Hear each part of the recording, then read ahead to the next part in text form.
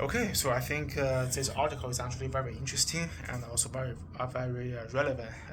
It could totally be something that we might gonna be facing in the future. So yeah, thank you, Dr. Notes, for giving us this article and to do this assignment.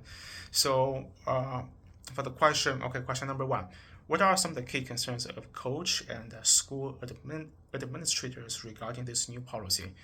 So I think at least in this article, the coaching staff and also the school staff, they not it didn't seem it didn't mention too much about their worry about students' health, such as if the team members are getting like lots of heat injuries, but they are worrying more about the scheduling, the conflicts with other school events, with other athletic teams.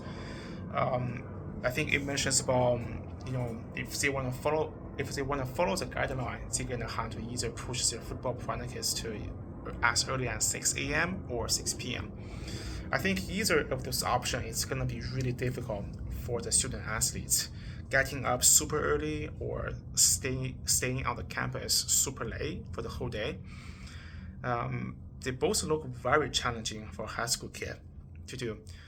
Um, and yeah, just overall the scheduling wise, they're gonna have to deal with a whole like a lot of different things on the time conflicts.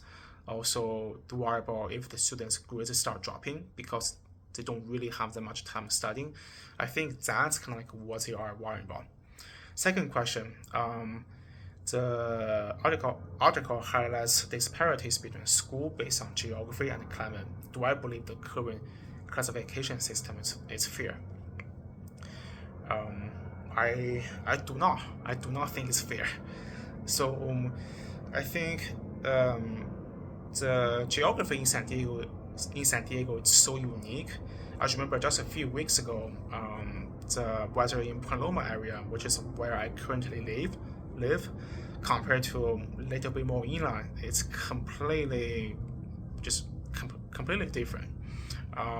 One day, it was about maybe 90-degree more inland near, let's say, San Diego State area, but it's kind of like low 70s in the Paloma area. I remember I was driving from east and I just drove up. I was driving on the 8th freeway west and I just saw the sky start changing color. It was sunny and bright, and then now suddenly it's just getting gloomy and getting dark, getting foggy. Yeah, it's completely two different worlds.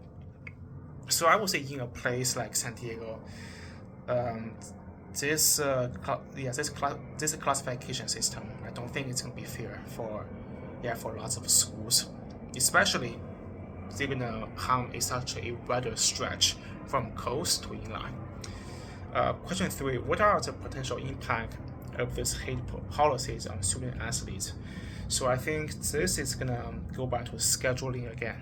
Um, if the school has to follow the procedure, that's gonna be really tough on the student athletes. They're gonna have to either um, wake up pretty super early or gonna have to somehow figure out something to do during their day on campus to stay up. I mean, to stay late for their practice, and of course to make it to the games and other events as well.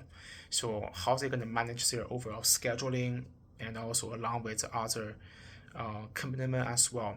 Pretty much all the high school kids, they are not just have sport. They probably have any other extracurricular activities. And then in addition to them taking AP classes and the different family events. So to follow the schedule of sport, that definitely could make them pretty could could give them a pretty challenging time. Number four, if I were a high school AT in coastal San Diego versus inland San Diego, how would I react to these guidelines? So I would say as AAT, my first concern is basically students' health. If I can see my players are actually handling the heat, they are very endurant under a warmer weather. They are not really showing any signs symptoms of heat injuries. Then yeah, I would say yeah, why not? Let's change the guidelines. let's figure something else. And of course, we're gonna make sure all of our kids are hydrated. They are taking breaks. But if I see my team is not really doing that well under that kind of weather, then of course my first concern is gonna be their safety. So yeah, I think I will actually agree with the guideline to make sure everybody is safe. So yeah, I think that's gonna be the best position that a athletic trainer can take in this kind of scenario. So yeah, overall, good. Yeah, it's a fun assignment and lots of good insights. So thank you.